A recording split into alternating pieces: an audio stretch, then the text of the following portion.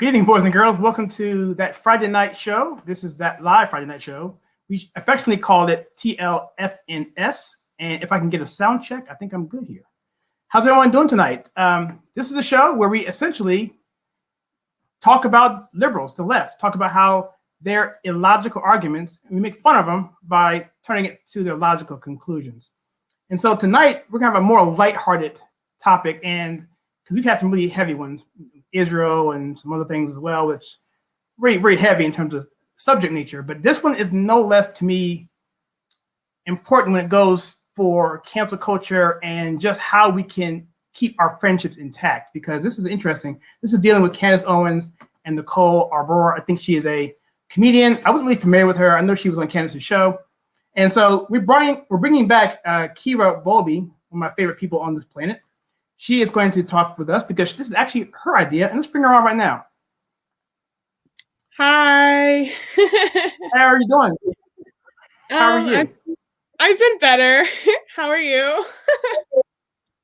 I'm doing chipper. I got my water here, and I got a bunch of computers next to me and no producers. If anyone wants to come on and be a producer for free, I will gladly double your salary every year.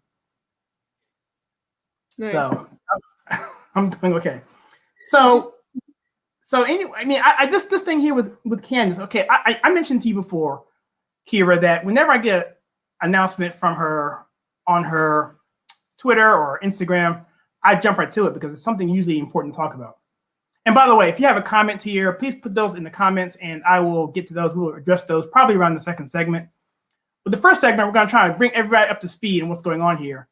And I don't know if you want to kind of drive this. I have some notes here that I want to go over, but essentially Candace Owens got into a little tiff, to me, no fault of her own, over a woman by the name of Chrissy Teigen. Is that her pronunciation? Yeah, Chrissy Teigen. Lovely woman. I have a picture of her, actually. I'll bring her up on the screen here. This is her right here on the right. And so she's married to John Legend, the musician.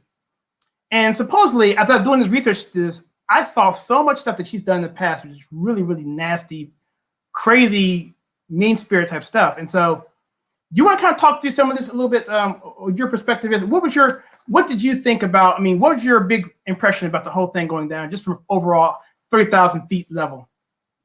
Well, so Chrissy Teigen has had a pretty problematic history, especially with her tweets. She has she had to delete millions of her tweets because she supported child pornography. She was into pedophilia and stuff like that. And she told a 16-year-old girl to commit suicide.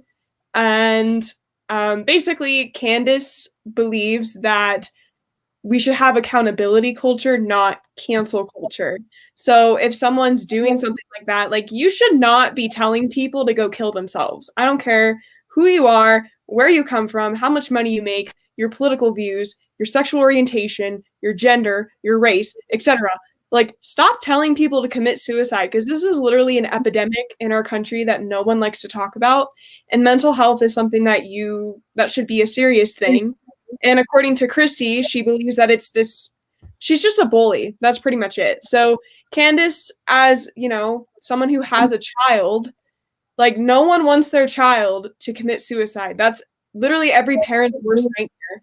So Candace, from her point of view, she was kind of approaching this from we need more accountability, and people like Chrissy Teigen should not be selling products at all. And so we should be. The only thing that's weird is she posted cancel culture, and then she uses the hashtag cancel Chrissy, and I don't really agree with that. But I personally believe that Nicole started this whole entire feud, because if you watch her 3 videos that she posted, she's obviously going after Candace. And if you don't want to, for example, when she was on the show, she specifically told Candace, oh, don't read these things out loud because it's going to destroy my career. So if it's going to destroy your career, then maybe don't say it. I don't know. I just think Nicole is a little cray-cray. And honestly, Chrissy should not be selling products. And she claims that Chrissy's a feminist. So you should not be telling young girls to commit suicide. And Chrissy's just a hypocrite, and she deserves to not be able to sell products. Sorry. That's just my take on it. Yeah, I think you did a good job with there because the players here are really complicated. And again, I did a little promo this morning where basically I was saying, this is from the outset looking in, it could look a little petty, a little infighting, whatever. But this is really, really important on many, many different levels. And there's a lot of meat here to talk about. And, I kind of want to go over the players that are involved in this. And the players are, obviously, we just talked about Tegan. Is it Tegan? Or do I even care what her name is? Tegan. And then you have Nicole Arbour. She's basically a comedian. I think she was a liberal who was converted over to more the middle to the right when she was canceled for saying something about, I think she was fat shaming, or she was accused of being fat shaming somebody. And then she was canceled on her side. So I think she came more to the right. And then she actually got on Candace Owens' show a year ago. I watched that whole interview on PragerU. And according to Candace, she actually kind of flipped the script at the very end. We had to cut out a part of it because she was using profanity on a family show, and they had to cut it out. And it was they even let some customers stay in there, but they still cut that out. And Candace said, look, can you give me the footage of her freaking out so I can kind of show people that she can flip the script like that? And I think in some ways she did that.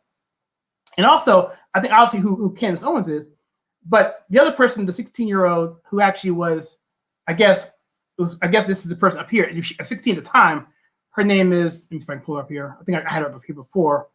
This is Courtney Stodden. Is that her name to the left? Yeah, I think so. Yeah, and that's an older picture over there. And I have the tweet here, right here, actually, where she actually told her to basically, my Friday Night Fantasy is dirt nap, baby, go to sleep forever. I mean, and she's 16 at the time. This is 2011, right?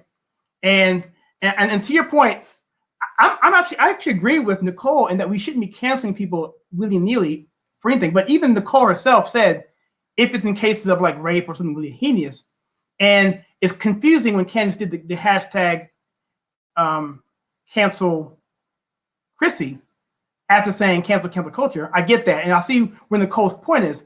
But there's a point in there when Nicole understood that this is all a big misunderstanding when Brandon Tatum. But let me set the stage here. So Candace is on her show, and you have Brandon Tatum on the far right. You have Nicole to the left, and another pundit, a gentleman, I don't know his name, and another person to the left of him is a female. She's an attorney, I believe, or knows about the law. And they're trying to tell Nicole, hey, this is about accountability. This isn't really about, cancel culture. But when she got that, she should have pulled back on that, but she never did. And I think that was the point that I had an issue with, especially when she said herself that there are exceptions for canceling somebody. If it's like rape or if it's like being detrimental to women.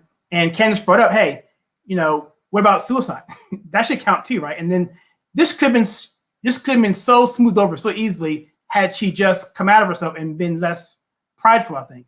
And then of course she lawyered up too on that as well, prior to coming to going to the show.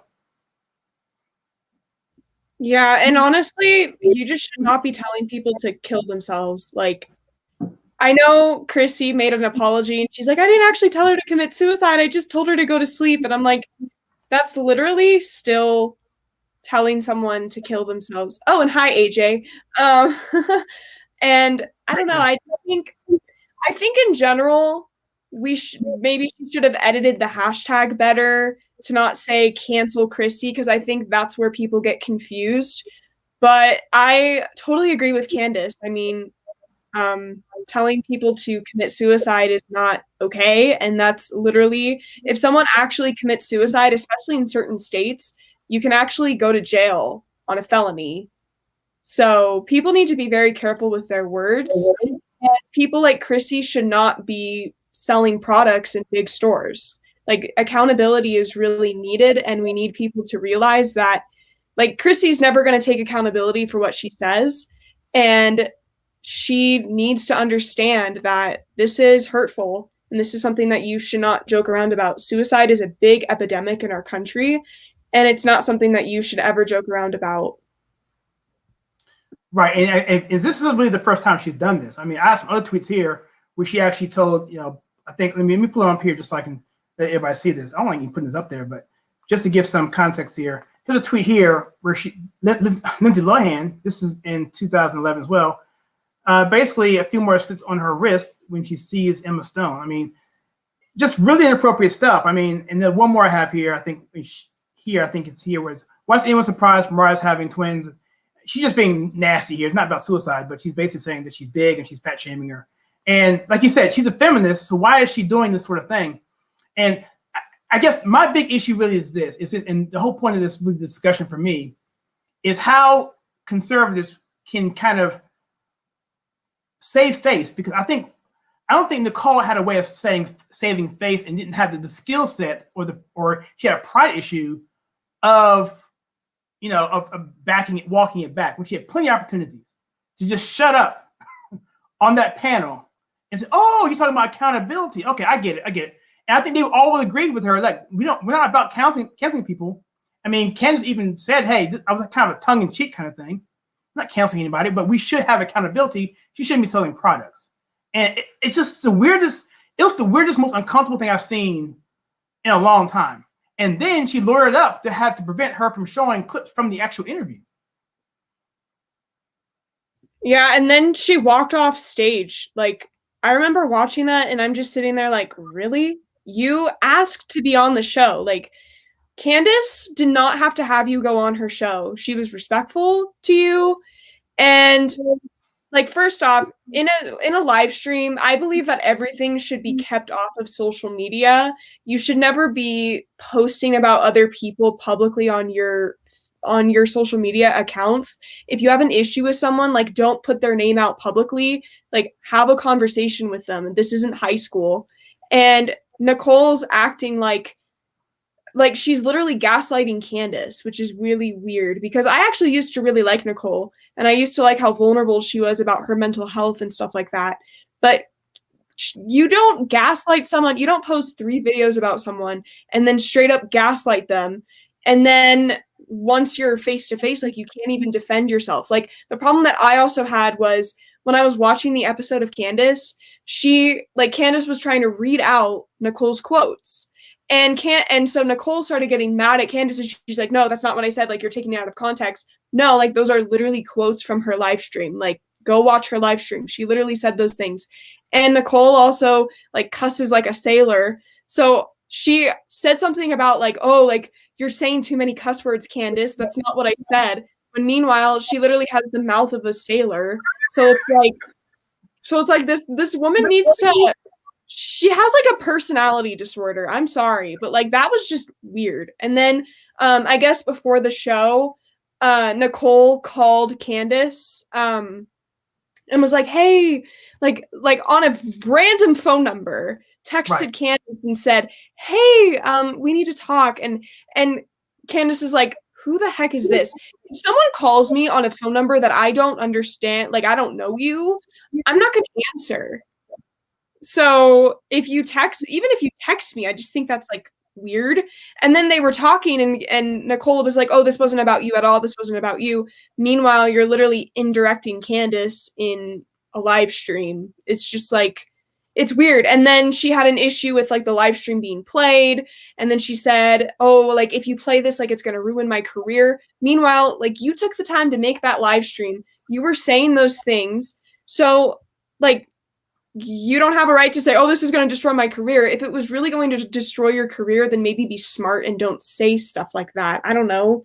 Like, Nicole just needs to take accountability for how she treated Candace, because that's not okay. And Candace did not have to have her on her show at all. Right.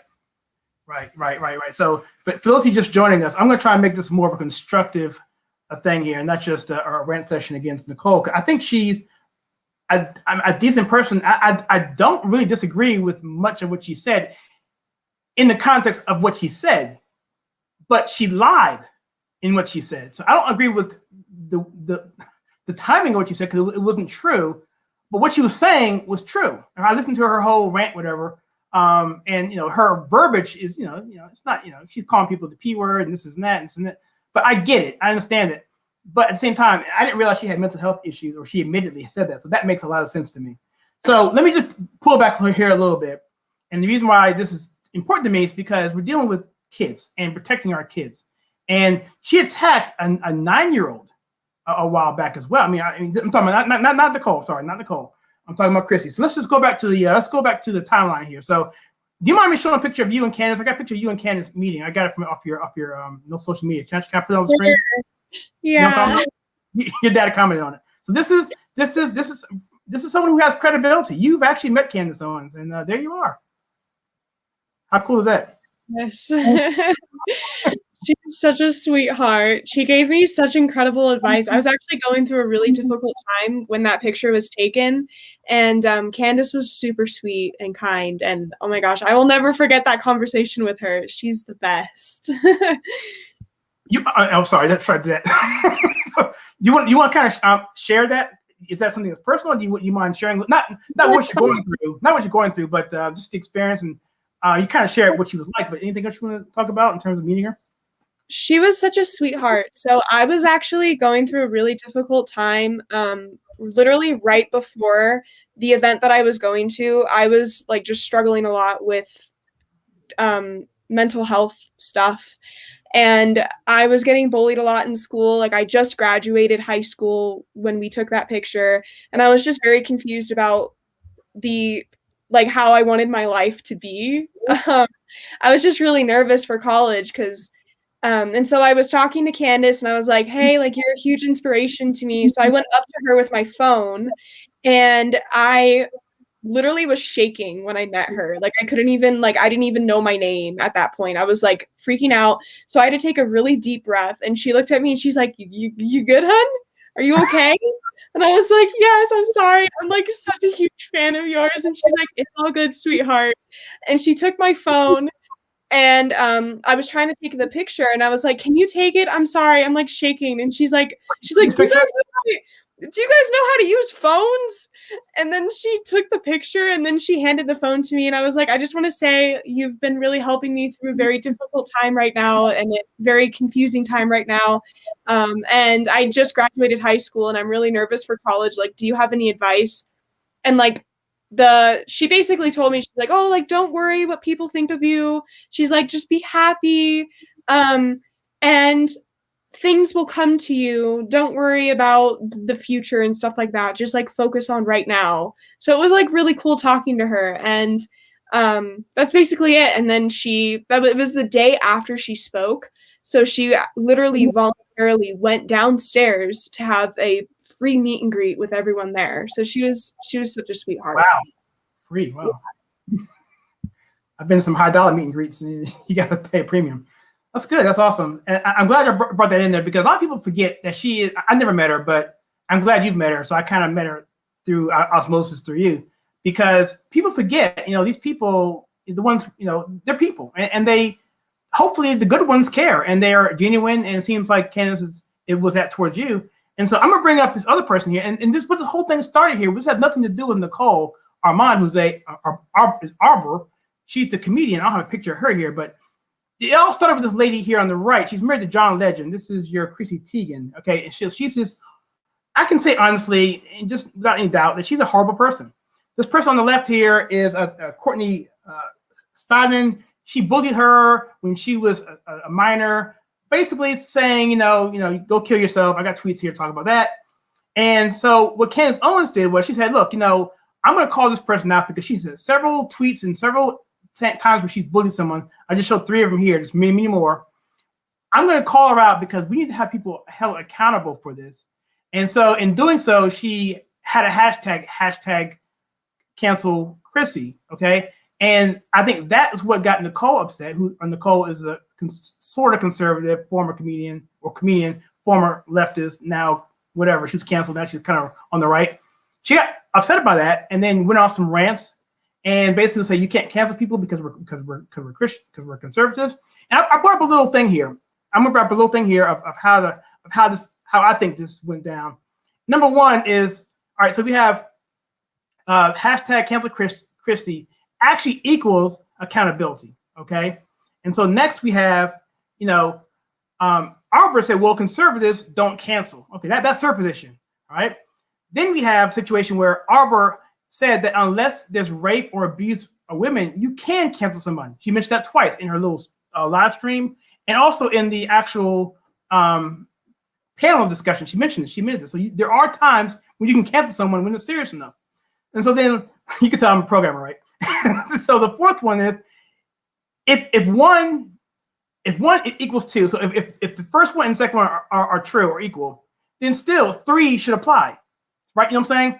And then lastly, I have here is that everything else is just face-saving, conflation, and meaningless fodder. You know, at some point in time, she should have come back and said, look, you know, okay, I get it. We all get it. All right. I didn't mean that. You didn't mean that. But then she did so much damage before that, too. I'm not sure how she really could have backed out of it. What do you think she could have done once she knew that it was accountability on the stage with the panels? What do you think she could have done to maybe save face there after she was talking through all of Candace Owens' repeating of her tweets? I think Nicole should not have just walked off. I think that was just very immature, and that showed a lack of maturity to like sit down and have a conversation. Like for me personally, as someone who was a fan of Nicole and I'm not anymore because of this, you don't ask to be on someone's show. First off, that's just disrespectful. You should be invited. It's someone's show. You don't ask to be on it. And Nicole, I mean, Candace, like I said before, Candace did not have to have Nicole. So Nicole could have just listened. She shouldn't have interrupted Candace when she was talking, and she shouldn't have interrupted the other people on the panel. Like, I just think the respect thing is just super important. And in this entire debate, it was almost as if she was acting like a liberal, like acting like, oh, well, Candace was talking, but Candace, that's not what I said. I didn't say that at all, Candace. No, like you're wrong. I never said that. When in reality, like it literally was a quote from your live stream. You said it. Don't try and gaslight Candace. And also, you should be thankful that she even had you on the show in the first place when you asked to be on, which is just disrespectful in general. And it's just kind of, I don't know. It's a lack of, for me, it kind of just shows that if someone invites themselves to be on someone's show, that shows self-indulgence and arrogance a little bit. So that to me was just a little too much. If you want to debate someone, then I guess, but like someone should invite you. If it's their show, then they should invite you. I mean, that's in their hands. And so I just think Nicole should have just been more respectful. Yeah, I think we didn't see the part in the middle of that where something happened, what they were saying, and basically Nicole lawyered up and prevented PragerU from showing that content because she was afraid it could affect her image. And I don't understand. I don't think that would have affected, no matter what she would have said on that, I don't think it would have affected her. Number one, I'm not Prager, Daily Wire. Daily Wire would have bleeped out anything obscure anyway. I think they just would have done that. And so it wouldn't have been that bad anyway. And I just think it would have just been showing intellectual honesty on her part to allow that to happen. And I agree with you. You don't really want to ask someone to be on the show, but then she went on there with a false pretext by saying, "I want to go on the show to debate you." So according, that was Candace. Now that's Candace's word. That's her side of the story. But according to her camp, Nicole wanted to go on the show to debate her.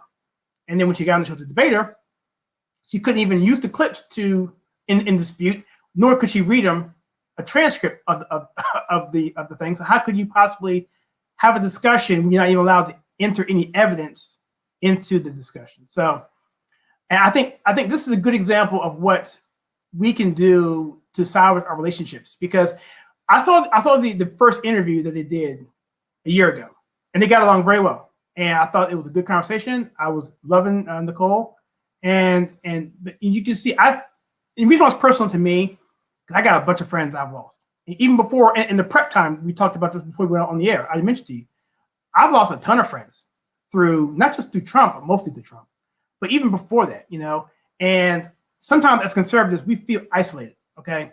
We feel like there's no one we can talk to, especially now, because if you're not a person who identifies with America First, I really don't want to talk with you because there's no middle ground really in discussion, in the discourse now. You're not even permitted to say anything in the middle because you're not full on board woke.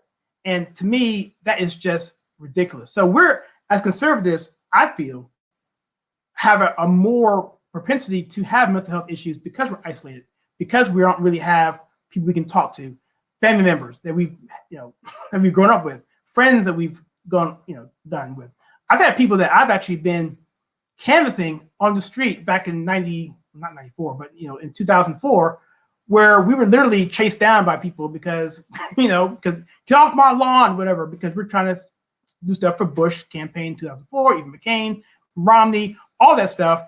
And yet now with Trump, I don't talk to any of those people anymore because of this. And so to me, that's why this hits me so much, that I want to help people to understand that there are ways to save face without losing your reputation, without losing your fan base, and still come out looking, keeping your side, because there's really no disagreement in any of this, in my opinion. What do you think? Yeah, I completely agree with you. I think conservatives, we just have a bigger target on our back. And so it's really hard, and you definitely deal with a lot of mental health stuff, I'm not going to lie. And so a lot of the time, like, you do feel alone, you do feel isolated, and it is hard when, people in your own movement are attacking you and are going after you. And it is hard when there are people that, are the same side as you and do think like you. Like, there are conservatives as well that I've, interacted with who've ended up being fake and not who they say they were.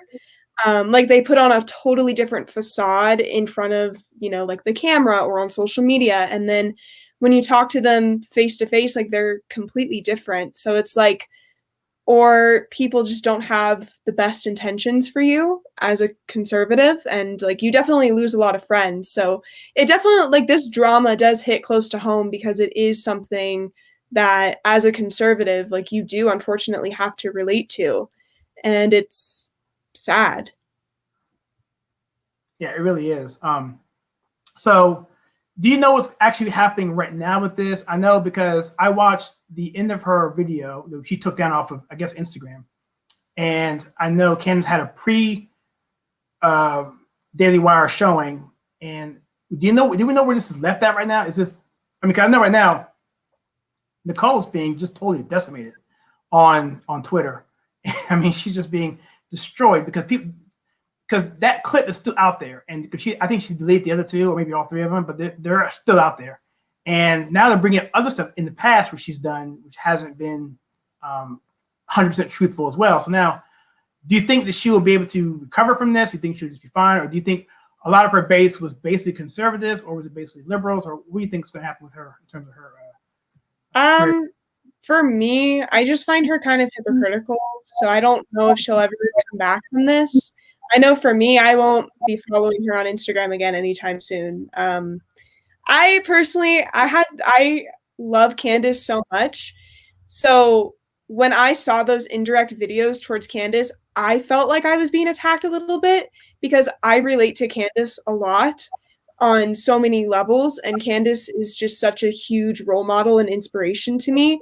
And so when you attack Candace, I personally get a little upset by that. So I don't really think she will recover, but that's just my opinion. I just think she has such a problematic past as well. And I don't know, like, maybe, but I'm not a fan of her anymore. So I don't really know how to answer that question. Sorry.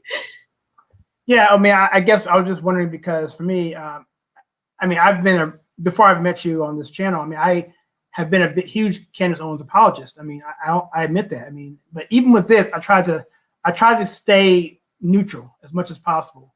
And I think where Candace may have made, it wasn't a mistake. I think what she did was fine, especially after she clarified it, that the hashtag Chrissy and cancel Chrissy. I get that, but I don't think it deserved that kind of response on Nicole to go that over the top with it. She really went over the top with it. And, I think that's probably lesson number one. So let's take it to like a real life situation. Okay. Happens to me all the time. Either I want to do this or it happens to me all the time.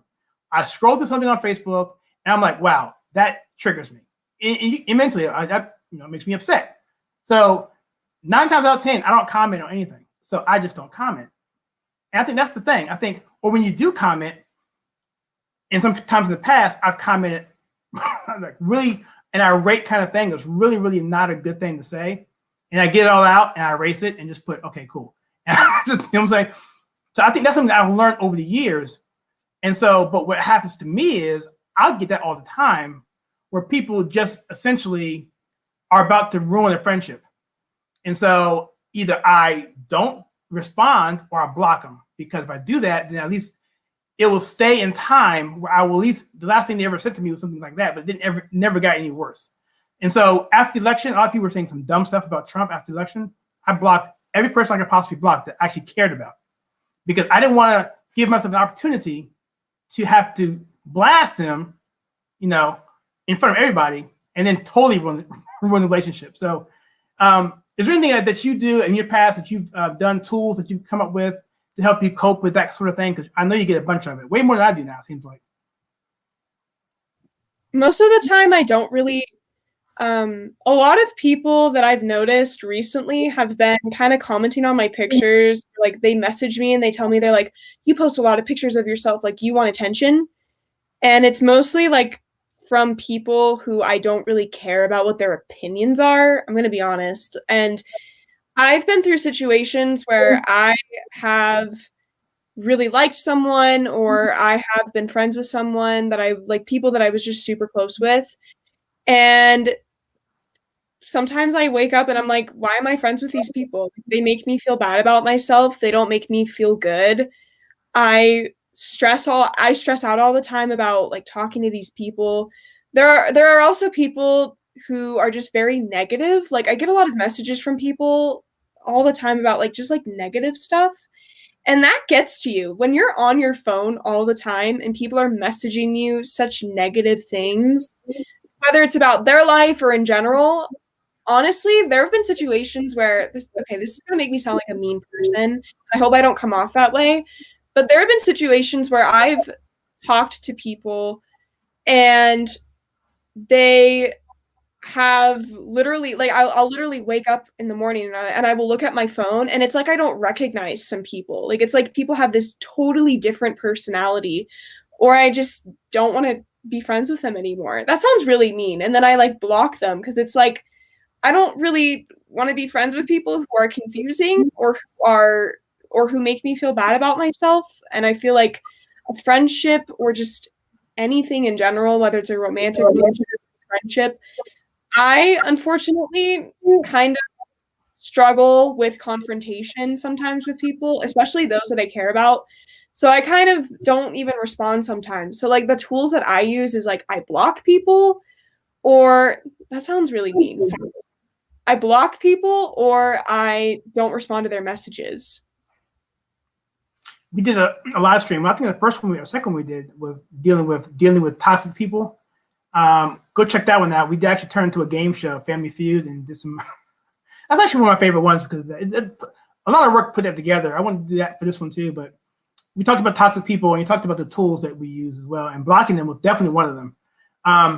And so I'll share what I do because, you know, again, you're younger than me, and you know, I'm married, and so you're you have your life to live and your family down the road and so forth. And so all this is just part of that growing up, whatever. So in interaction, your community and your people around you have grown up with this. Okay, I remember a time when we didn't have computers. Okay, I remember a time when we had roadmaps. You can put your cell phone. So I can kind of fall back on some of that. I don't want to, but I can. But your generation is really in tune to this. You're really smart and savvy and everything. And so for me, I think what I do, number one, is on Facebook. That's my primary source for the most part, because I have a lot of followers there. Used to be Parler, but I think we can talk about Parler in a little bit here. But Facebook, what I do there is I don't put anything personal on my main status that's public. I have most of my posts are public because I want to get the most exposure. And those are all news feeds and links and stuff like that I don't mind being public. That I'm gonna give no usually my opinion. But for those people who come on who are my friends, quote unquote, I put them into restricted access onto my friends. It's time consuming, but you make them restricted. That way, all they can ever see is public. So if you do anything private on your page, they'll never see it. So that's one thing I do there, and I just remove everyone from that. Now I have a Instagram account where I have all my personal pictures and stuff. That's behind a not a paywall, but a password. I think you have access. I think you're following me on that. So you can see my family pictures, my vacations, whatever. So I have the outlet there, people that I can actually do stuff with. And in a handshake relationship, I don't put anything political on that particular feed. So I have family members who totally hate everything I talk about and do, but they're following me on that. So this is kind of a safe space. I hate to say that, but it is for me. I put stuff out there. I know I don't have to worry about being attacked there. And I think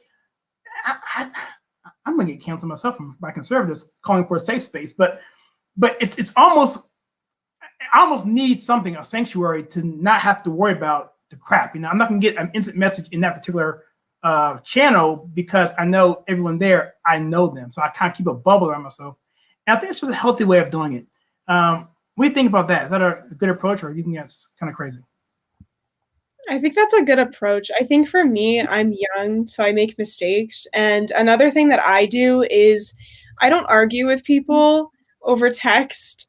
I I tell them, I'm like, if you want to argue with me, call me or FaceTime me. And that's how I kind of take care of things. But yeah, I don't know. I just think it's really important to surround yourself with people who make you feel good and who bring you up, not bring you down. And if people are making you feel bad about yourself, then you should like not be friends with them, but like set boundaries, like tell them like, hey, like you don't make me feel so good. I don't want to be friends with you anymore. Like just be nice about it. Or you know, like I don't know. Like I'm younger, so I've made mistakes, unfortunately, with dealing with like fights and arguments and mean comments where like I'll just block people out of nowhere without explaining why. But I really think people just need to understand like you have only one life to live, and then hopefully we go to heaven. So live it the best way you can and surround it with people that make you feel good and not bring you down. Well, I think you gave me I think you basically certified my little thing there, because that's what I'm doing. I have that little window there.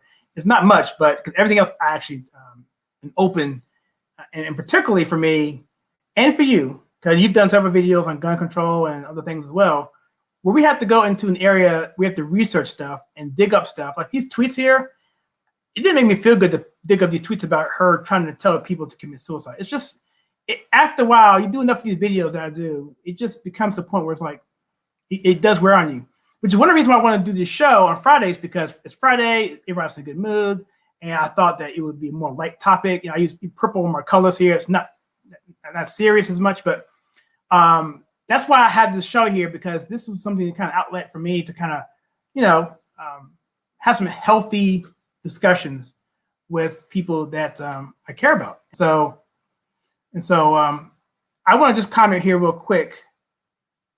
Okay, let me see here. All right, so let me go through these comments here. Anything you want to say first before I do that, Kyra? No, I'm good. Okay, so here, what in the world? That's a great name, by the way, and very applicable here. What did I miss? Yes, there was an argument.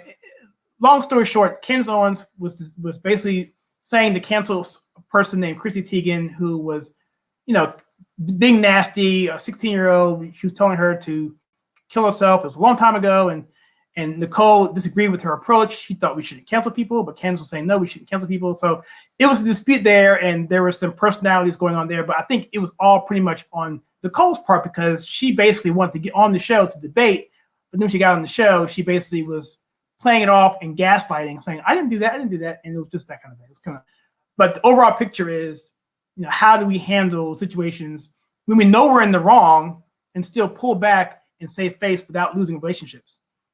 So let's go to this question here. Let me screen this first. Okay. By the way, hi, Mudra. I'm gonna put it up here. Hopefully it's good. Okay. This is a public dispute. What would be truly be bold and daring these days is public reconciliation. Yeah, that would be nice. And I think even Nicole said in there, I hope that we can, you know, hope it doesn't hurt our relationship.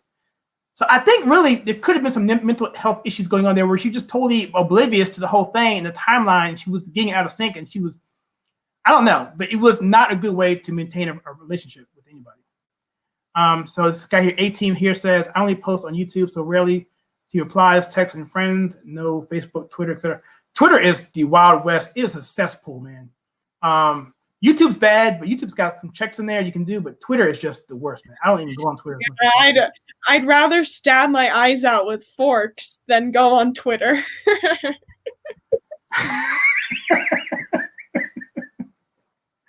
It's rough, man. Twitter's rough, man. It's rough. No, never. I will never go on Twitter ever again. And plus, I miss Trump on Twitter so much. And after he was banned on Twitter, it's just boring now. Like, it's literally, like, Twitter is like the cancel culture capital of the world. I don't need to go on Twitter. It makes me angry, depressed, and it makes me want to just stab my eyes out with a fork. No, thank you. Hey, Mark's on. Yeah, I agree with you. It's bad. And when Twitter first came out, I was all over it. But then they started getting into these threads, and they were nested threads, and it became really confusing. And the tools I was using wasn't working anymore, so I stopped doing it. Mark Jackson's on. Hey, Mark, how you doing? He's a regular on this show. Keyword don't sensitive, timid, measured. Something like I'm pretty timid actually. Measure twice, cut once. You're hardened up. You'll learn in time when to speak and when not to. And see, that applies to me too, because I don't like confrontation. Because if I get confrontation, I go from 0 to 60, right? I don't either I don't talk to you or I'm in your face and we're about to fight. So I choose not to do that because I don't want to put myself into a position where I feel like it's too confrontational. I don't know how to tone it back, you know? So I just don't engage or I block or whatever because, it can be, especially if it deals with my friends. You know, if it's me personally, I don't care as much, but if my friends are being attacked, then it's game on. You know, especially my kids or my wife or so forth. So what do you think about that, Kyra? Is that good advice or? I think that's good advice, but I think it's just important to like mention, like, I'm not saying this to like get a pass, but I am young, like I make mistakes. I'm not perfect. And I am continuously like learning how to like navigate my friendships and relationships. So yeah, I'm trying my best. It's been rough these past few weeks though, not gonna lie. I've got a son about your age, and he, it's. I don't know how you kids are doing it, man. You guys are. I know millennials get a rough rep, whatever, but I think you guys are tougher than you think because, especially conservative millennials. I mean, you guys are like you have way more courage than I ever had in high school. High school, I was just dumb as a rock. We didn't know anything, there was no internet. We had our own little petty things, our little cliques, whatever. Just like Breakfast Club. That was basically us, or Stranger Things. It's a good example. Stranger Things, that show, Stranger Things. Those kids are the exact same age I was on that show. So they were like 13, whatever. When it first came out, I was those same kids in that era, in time. And I'm telling you right now, that was exactly the way the 80s were. It was just as it was just so different. But you guys have it much harder because I think relationships are out there.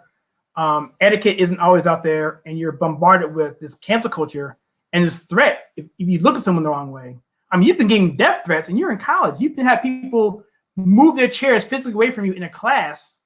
I hope you might be sharing this. You mentioned this before, where they felt that was totally okay, and I just don't understand how they can do that and not feel any kind of shame or remorse or any kind of empathy for the people around them. Yeah, I've also been told by people people think it's really funny to like joke around about like eating disorders in front of me, or like they think it's really funny to like joke around about like self-harm and suicide in front of me. And I just find that very offensive. Like, I don't know, like that's something people deal with on a daily basis. And for me personally, like dealing with stuff like that, like with bullying, things like that, I don't talk about the stuff that I've been through when it comes to bullying because I just feel like it's not important because it's the past and I just want to move on with my life. But I think in reality, you really just have to kind of take everything people say with a grain of salt and just like move on with your life. And I think more people need to realize that like we're all human beings. And just because you say something behind a screen does not mean it won't hurt your feelings. So it's like, I don't know, like you just have to be respectful because you don't know what other people are going through.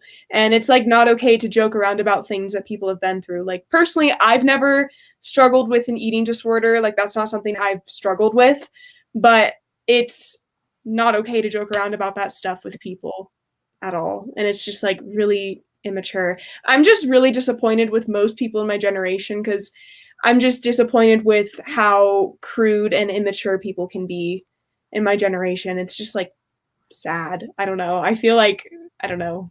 It's weird. I was smiling there. It wasn't about you. It was about this thing I just put there. I was, yeah. Just so you know, if anyone's watching this and got triggered by me smiling on your comment there, it had nothing to do with what you're saying. It was what Mark just said there. So I agree. People are extremely cruel.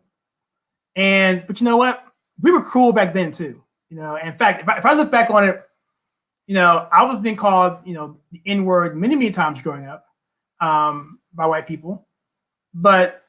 And it was just a rough time back then because bullying was real. It was just like it is now. I mean, this isn't, you know, there's a movie that came out in the 80s called My Bodyguard. And if you get a chance, check it out. It's old, it's dated, it's whatever. But it's about a kid who was getting bullied. I mean, brutally bullied. Even the Karate Kid showed some of that too. He was getting bullied too. But in this show, he was getting beat up every single day. And then this new kid comes in town. He's like this Hulk of a kid. And he basically takes up for him, becomes his best friend, and he fights his battles for him. And so growing up in Maryland, DC area, you know, you had to be tough, you know. And so even though I lived in the suburbs, you still kind of had to be tough because everybody thought they were thugs, whatever, even though they weren't. And people ran out and do gangs and fights and whatever. And so I was easy to pick on because I was really, really small. But I hung around some of the hardest kids out there, the ones that went to the clubs and fought, whatever. They were my friends. So when I was going somewhere, don't mess with Kyle because he's friends with this guy, right? And so that's how I kind of survived. But even then, you had to be able to talk back, be mean back, you know, pick somebody or their body or their mother. Your mama jokes came out that was really popular then. You had to be able to fight back verbally, otherwise you would get thrown under the bus. And so I guess that made me a little tougher that way. But now it's that times 1,000, right? Because you have that, and you can't defend yourself against a chat room when it's 5 against 1, 10 against 1, 5, 12 against 1, and then they take your picture and put it over there or impersonate you and make an account about you, and then it becomes way more of a thing that no one person can deal with. So, you know, that's the difference now. And I think what we can need now is more empathy and have a culture of truly understanding people and having a more of a spiritual biblical framework of that God made us, right? You know, that we are essentially brothers and sisters. There is no race other than the human race. And I think we've lost that perspective. I think people have exploited us so much to say we are different, and therefore we feel like we're different, and then we can pick on people who are different. Yeah, and then I think we're living in a time where everyone's expected to be perfect. So it's like really hard to be vulnerable on social media without people like being offended or thinking you're acting like a victim. And I just think in reality, people need to understand that like social media is so fake and people only put out things that they want you to see. They're not showing you what they're actually struggling with on the inside. And I think more people need to understand that. I'm sorry. I was. Can you repeat that for me, please? I was looking at a person who came on board here. I want to bring this up. I want to hear your thought one more time because I want to skip over what you just said. Can you repeat what you said, please? I'm just saying, like, with social media, I feel like we're living in a time where everyone is expected to be perfect. And so when you're like being vulnerable or talking about things that you've dealt with in the past, people automatically think you're a victim or they start saying mean things to you. Like just look at anyone talking about their personal experiences with like mental health and stuff. Like you'll get attacked relentlessly online. And I just wish more people realize that I'm 20 and I've realized this for years. In general, like people literally post things on social media that they want you to see, and people literally post things that they want you to see. So it's like it's literally a highlight reel, and I think more people need to realize that like you don't know what someone's going through personally. And so I think the answer to all the hatred in the world is spreading light and trying to be kind and not rude and disrespectful. And I just wish more people understood that. Yeah, thank you so much for saying that, because this kind of brings it all the way back. Before I do that, I want to just welcome BP who came into the chat here. thank you for becoming a member on this channel. I really appreciate that. It's members who actually, I never really promote this other than in my videos. But essentially what this person did was they basically hit the join button and came on board and, and just gonna help the channel out. And what I do is every week I do like a little video with me in my pajamas, no green screen behind me. I kind of give updates for the channel, what's going on there, how people can plug in, what they want to do, if they want to come, if they want to help out with editing or anything. I'm working on a training course series as well. I'll talk about that a little bit more. So I just really appreciate all of my members, and I just added you to the thing there, ticker at the bottom there of our current members. So I should put new by you because you're new. But thank you so much for that. I really appreciate that, and I will reach out to you after this is over. So that's awesome. I really appreciate that. So let me see, where are we with the comments? So yeah. So and by the way, but you just said, Kyra, when we first talked, and one of the first things we talked about, I think in our interview with you, I think you talked about love. Remember that? You talked about love, and I was kind of thinking, well, and I was feeling kind of, I totally agree with you. I said in that particular interview, I was like, I'm not sure if I can do that. Remember that? How I was saying, because I've just been so cynical now, and I need to get better at that. I need to look at it just the way you just mentioned it, because it's really difficult to hate someone if they're loving upon you, and it's just something that I just really need to pray about, But you mentioned that the first time we talked. Do you remember that? Yeah, I remember that. Yeah, your dad should be really proud. He raised a heck of a daughter, and I think your brother. I think he actually followed me on Instagram as well. I haven't met him yet, but he's I think your dad and your parents, your mom and dad, raised two heck of a young adults. And, you should be really proud of that. So thank you. I do whatever I can to encourage you and whatever. I know we're about 2,000 miles away, but whatever you need from me, from a channel perspective, from a mentor perspective. My wife is actually really good with this kind of stuff. She's kind of alpha. She may tell you things like, well, just take them and just smack them, whatever. I'm like, well, I mean, but she's a good person to talk to, especially because she's gone through the same thing you've gone through. And I can say this about my wife. I mean, she has a personality. It's kind of like she doesn't care what people think. And so that in of itself has made her sort of like a silo, but by her choice. She's like happy to be by herself a lot of times because she doesn't have to deal with that sort of pressure, because people can be terrible. Personally, me, I'm more of a person who likes to be around people. I'm more of a sanguine type personality. And so not having interaction to me affects me. The problem is when I get around people and they're pricks, then that's almost doubly bad, because you know what I'm saying? Because now I feel let down by people that I wanted to bring into my life, and they let me down. So it's like, do you push them off totally, or do you bring them in and take that chance? It depends on the person. Sometimes if I'm so mad at someone, I will literally just block them and not even talk to them ever again. And that sounds really mean, but I look at things as a way where if you're disrespectful, I don't want to argue with someone all the time. If someone doesn't make me feel good, I will straight up tell you, hey, I don't know. Or sometimes I just don't even talk to that person. Sometimes toxic people just don't deserve the time of day. I don't know. I just think being respectful is good, but sometimes you just need to let go of people that don't make you feel good about yourself, if that makes sense. And you kind of just have to focus on yourself and try not to let people who don't matter and people who don't make you feel good have an opinion, I guess, is what I'm trying to say. Right. So you're saying basically don't give them a platform. Yeah, don't give them a platform. And it really honestly depends on the person. If a person's being toxic, or if a person's just making you feel like garbage, why would you want that person in your life? It doesn't make sense. Why would you want to drag on a friendship that you're not happy with? Why would you want to have a crush on someone who's rude to you, or be in a relationship with someone who makes you feel bad about yourself? Like I said before, you only have one life, so live it and have people in it that make you feel good about yourself. Yeah, that's so true. And I think someone told me, a mentor of mine said that same thing you just said. Don't let, if someone sends you a text or a bad joke or something that's inappropriate, they're interjecting that into your life without you asking for it. And that can be something that is not healthy. And I agree with that. And so VP here says, I think people should need to be left grifters and making money off of exploiting people, which I think the Democrats do that all the time. I'm not saying the Republicans don't, but I think this is where Democrats make their bread and butter, by exploiting people, by giving false narratives and then getting them separated, and then, and then just that goes on and on and on. I think that's not just limited to Democrats, but it's also the human condition. So, and I think Mark here says he'll start picking on Kyra after this. My wax on, wax off. That's the Karate Kid reference. You're around my age, Kyle.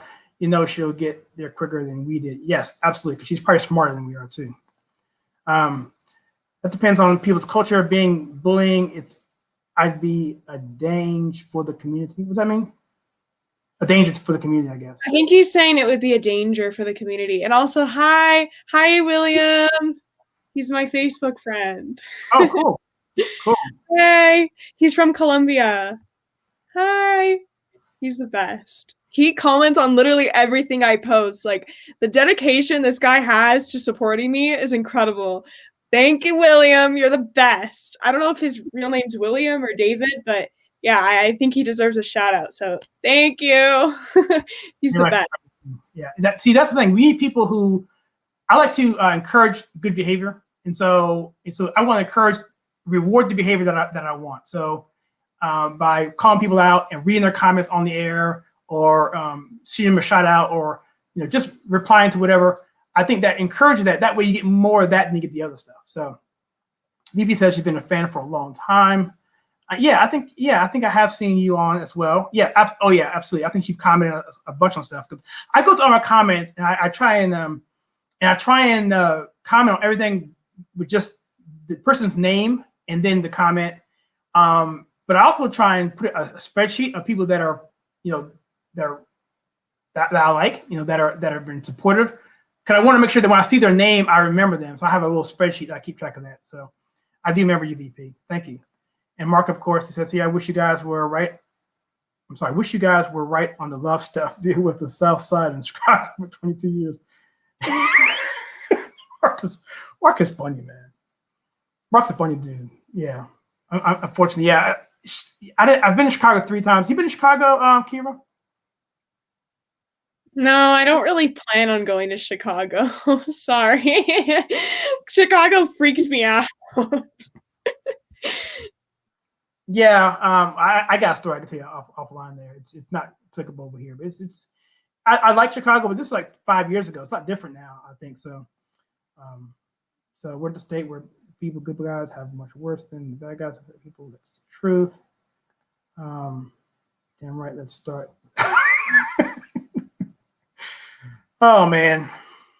Yeah. Al Sharpton, man. I can't talk about him tonight. Mark is amazing. Why don't you get me started? That dog that Mark has in his profile picture is super cute, by the way. Is that a pug? Yes, I think it is, right? Is that a pug? I love dogs. Do you have a dog? No, we're trying to get one. My little Jack Attack, my Jack, I had a Shih Tzu, and he passed away a few years ago, and I've never been the same. So I hope we get another dog. It's so hard when we lose them or when they pass away, but I'm praying for another fur ball. It's funny because we lost our dog maybe a long time ago. And I still remember that dog. I still miss that dog. And it's like that dog was like my little brother, right? I'm the youngest of 3. So he was literally my little brother. And and he ate with us, slept with us. And it was one of those things when he was gone, it's like we literally lost a family member. And I think that sting still affects our family to this very day. And I don't want to depress people from not getting dogs, but it's just one thing that we never got another dog because of that. So, you know what I mean? So it's just one of those. So when people say they lose their pets, I really feel for them. And people who are, this is going back to people who are insensitive and just being pricks. A lot of them just say, well, that's just a dog, whatever. And they just totally minimize their experience. And it can be just anything. It can be dogs, but it can be anything. Anything that they say, like my son, he has something, he's 5 years old. If anything goes wrong with him, no matter how menial I think it might be, to him, it's important. And I think that's where we need to be, regardless of whether we lose a dog or if he drops his peas into his gravy and he's upset because he's the one co-mingling. Yes, it's not that big a deal because I'm a parent, but to him, it means everything. I think we should need to have that perspective of kind of being empathetic. And I think that's what we're missing a lot in our society. So we here have respect yourself. You get a lot of advice here, Kyra. Respect yourself. You automatically reject those who disrespect you, and don't ever let anyone steal a minute of your joy. Yeah, I 100% agree with that. Mark is hilarious, man. I gotta meet you, Mark. Man, you're a cool dude, man. So he says, so sorry. He hit his head on the toilet. Is he okay? No, I think he was kidding from Back to the Future. That's from Back to the Future. That's the movie. Yeah, I thought he actually hit his head on the toilet. Well, he could have, but because he used Doc Brown in time travel, that's what he did that's how he came up with the flux capacitor, to make time travel. He hit his head in the toilet. Yeah. Also, if you mentioned OnlyFans, join my OnlyFans. Can you see the fan? I don't know what that is. It's a joke. Yeah, I know what it is. There's a fan up there, and so I filmed a video that I kind of want to post on Facebook of me being like, "Join my OnlyFans." Yeah. But I don't think I'll post it. I don't know what that meant. That's a joke. Someone did it. One of my friends, and I guess I'll say in the context of what we're talking about here. This is a family channel. She's fairly attractive, and then when she did it, I think she got like 500 comments and like immediately. And I was like, what's going on? So I looked it up. I go, oh, okay, I get it. But it's a joke, though. It's a joke. Like kind of what you're talking about, the fan. She was doing something else with like a fan or whatever. I'm like, oh, okay, I get it. So yeah, that was a joke. I don't actually have an OnlyFans, okay? That was a joke. Y'all need to learn how to laugh. Yes, you do. No. I don't have an OnlyFans, okay? You can't see me? Huh? I think they can't. Maybe the lighting. Here we go. I'm trying to find where I'm at. So, what's I was going now? How's your dad doing, by the way? My dad's good. Yeah, he's a cool dude too. I gotta screen some of these before I put them up there, but I have such a bad sense of humor. I'm so sorry, guys. Wow. No, that's fine. I think maybe your lighting. I can't see you, but yeah. Okay, well, we've gone about an hour. I think we've exhausted this. I didn't think we have time for an hour of this, but I think we were able to fill it out pretty well. Is there anything else? Let me see if I have made some notes here. Yeah, I think we covered it all. Oh, I did want to say this because you mentioned it before. Some of these people that come onto your channel and do these things that, to you personally, Kyra, or for anybody for that matter, a lot of these guys, I know guys, they're just trying to manipulate, right? So they try and do things, good cop, bad cop in the same personality, push pull, don't text back, whatever, to make you feel uncomfortable, put you on the defensive, to get you to come their way, so then they can have you in a posture that they can maybe in some way in their mind take advantage of it, either from a not physically, of course, but just from a emotional standpoint, have a leg up on you. So a lot of people are insecure that way, but they use manipulative practices, whether consciously or subconsciously, to try and be unhealthy. And I think that's what you can look out for too. A lot of times, this is what guys are doing. Some guys are just stupid. They don't know what they're doing. But the cool ones, the ones that seem to have it together, those are the ones you kind of watch out for. You go for the ones who are nerdy and don't know what who are just are smart, respectful, whatever, have good parents, whatever. They probably aren't smart enough to know what they're doing anyway. But so smooth guys, the cool guys that kind of know what's going on. Maybe they had some experience in the past with other relationships, and they're just trying to get over for whatever reason. Not necessarily physically, but emotionally too. And then they try to say, oh, well, my ex did this in my past relationship. And then I always tell them, I'm not your ex. I have nothing to do with that. Exactly. Yeah.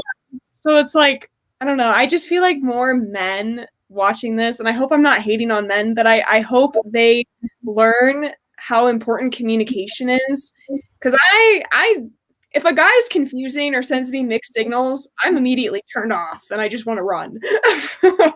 Like, goodbye. So, Right. yeah. I guess some guys just dumb, don't know any better. Like, I know when I was trying to date, I didn't date anyone in Harley until I got to college. And when a woman was coming on to me, I didn't know.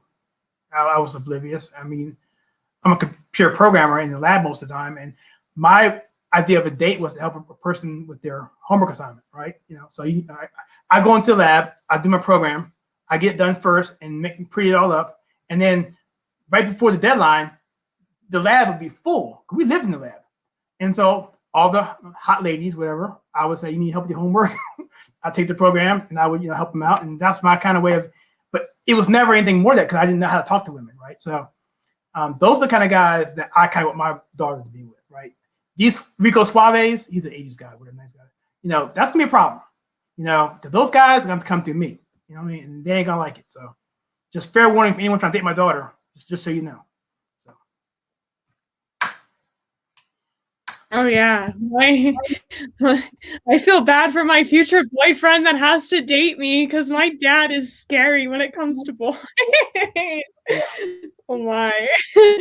He jokes around all the time about like sharpening knives in front of the house when a guy drops me off, and I'm just like, oh god. Or he jokes, or sometimes my dad will like post pictures of me on Facebook because he's sweet. He's my father. And his Facebook friends will like respond and they'll be like, buy a shotgun. So it's like really funny. But yeah. Yeah, we don't mess around, man. Not our daughters, man. No, we don't play that. We don't play that. I like you see the movie called Clueless, came out in the 90s? It was a movie that came before Mean Girls, but it's Clueless. I think is that the movie where like the girl, like the really pretty blonde chick, falls in love with this gay guy, but she doesn't know he's gay? That's literally my life story with guys. Oh man, I'll probably watch that tonight. That's a great movie. But this is a scene in the movie where her dad's like this type A attorney, whatever, and and he basically talks to the guy. He says, "I got a shotgun and a shovel, and by the looks of it, no one's gonna miss you." That's my guy right there, right? He was not messing around. It's a really good movie, by the way. So anyway, we're kind of really digressing here. So yeah, he's gonna run. So Mark's gonna run. We're gonna cut this short too, Mark. So yeah.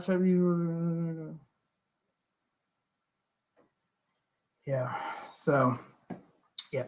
Thank you everyone for coming on here. BP, Mark. Let me see. We have here William. Thank you, William. You're awesome. You said hi before. Let me see who else. William's the man. William. I hate people like that. You have people like that. They're going to have your back, especially when you get. Yeah, he has my back. William's the best, the sweetest. And of course, A9 team. So thank you for your support. Ravens fan, of course, and AJ. You know AJ, right? Yeah, of course I know AJ. I love his profile picture. Iron Man, yes. That was iconic. It's a good story behind that, actually.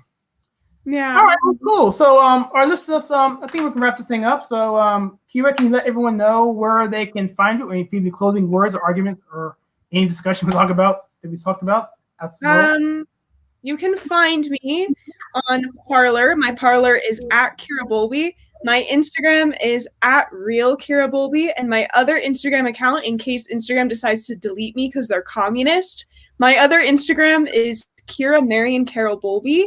And you can also find me on Telegram. My Telegram is Kyra Marion Carol Bolby, and my Facebook is Kyra Marion Carol Bolby as well. I think I said everything. Did I? I think you did. Did you say Parler? Yeah, I said Parler. Did I say Instagram? Yes, because they're communists. Yes. Well, I will. I'll put those into the description as well, so you can see those. So yeah, follow her and support her. And if you see her getting bullied, make sure you attack those. I shouldn't say that. You can't even joke anymore, right? You can't joke anymore. So you anyway, can't even joke anymore. You're getting canceled. You can't joke anymore about anything. And when I say attack someone, I'm not talking about physically, I'm talking about going in there and But then of course, if you attack someone on a chat room, the next thing you know, you're gonna get you're gonna be in Facebook jail. So because back in the day, if someone talked bad to me on my wall, it was like I had a posse of people who just going to say, "Oh heck no," and it was like. I have that too. Yeah. Someone recently sent me a hate message on my public Facebook feed, and I turned it to like the viewership where only I could view it. And someone literally sent me, they're like, "You're ugly, you wear too much makeup."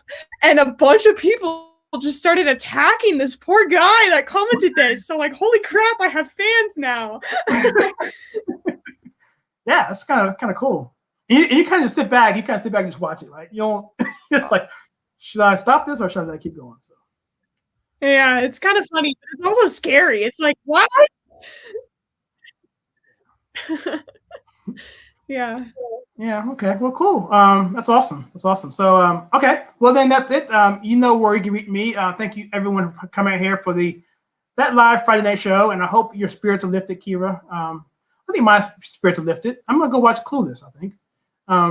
And so if you guys want to support the channel like VP did and other people have done, please do so. But if you want to share with your friends, share the word, because the channel's kind of getting, I'm not trying to do a violin story here. We're getting a little shadow band here. We're not getting the kind of hits we used to get some of the same big kind of videos, but that will come along. I'm not worried about that. We'll get there eventually.